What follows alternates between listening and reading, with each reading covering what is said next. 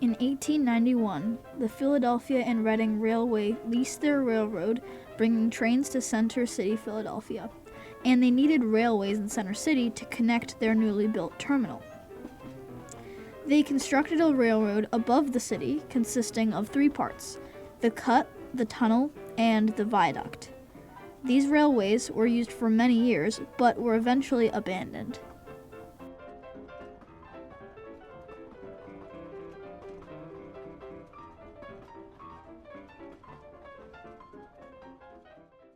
I think when we're talking about a 3-mile park across Philadelphia, it seems very outlandish. We'd seen examples in other cities. Paris and New York were the main ones early on, of what you can do with an abandoned infrastructure. Do something positive with it.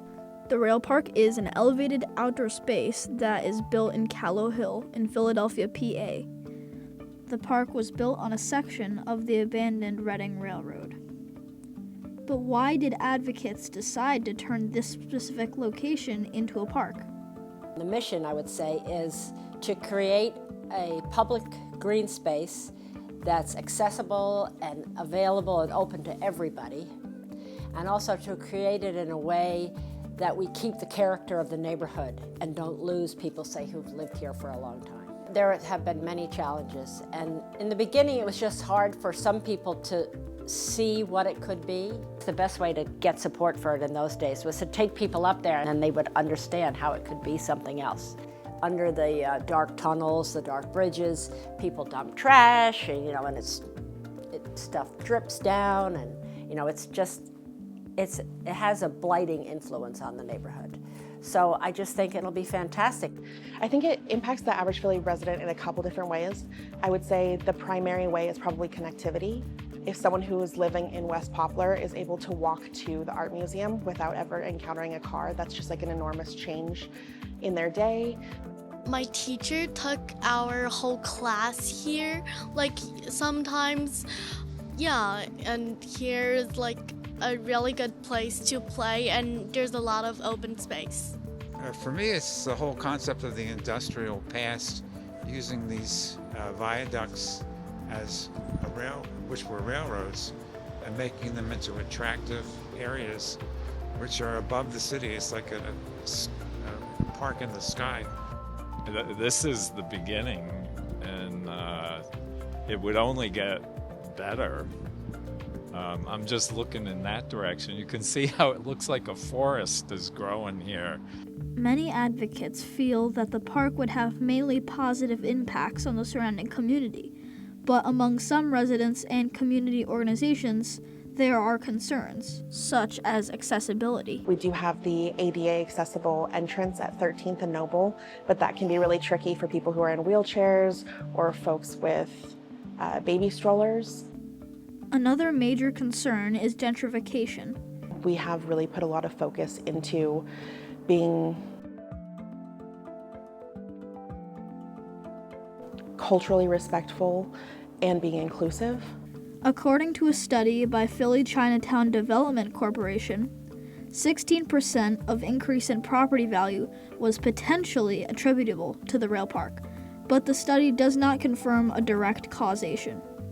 Nevertheless, it was clear that new apartments and buildings were going to be built near the park and would have some impact on the surrounding neighborhood.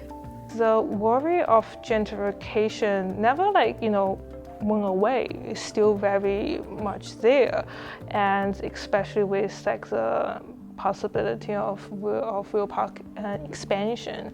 We're working actually with Rail Park on the equity plans and to ensure that any possible expansion will not cause further gentrification in this neighborhood.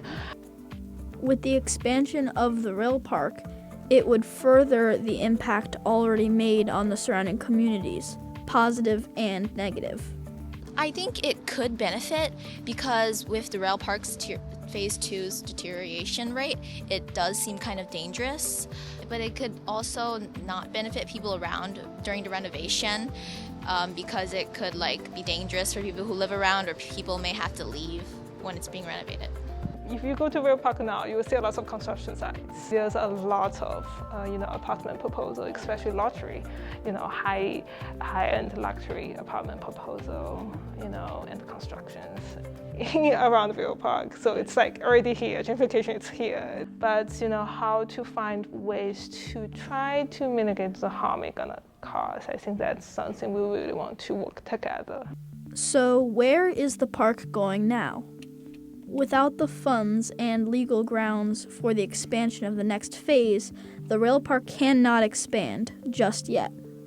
The vast majority of our donations last year were under $25, so we have really amazing support in the community, and we look to that to sort of supplement some of that funding. I just really would like, this has been a very long process. Like I said, we started our first effort in 2003, so that's 22 years ago. Things take a long time, and you have to persevere and be patient, but you have to be ready for the long haul. Keep your eyes on the prize, as they say. For now, Phase 1 of the rail park stands above the city, an important landmark in Center City, Philadelphia.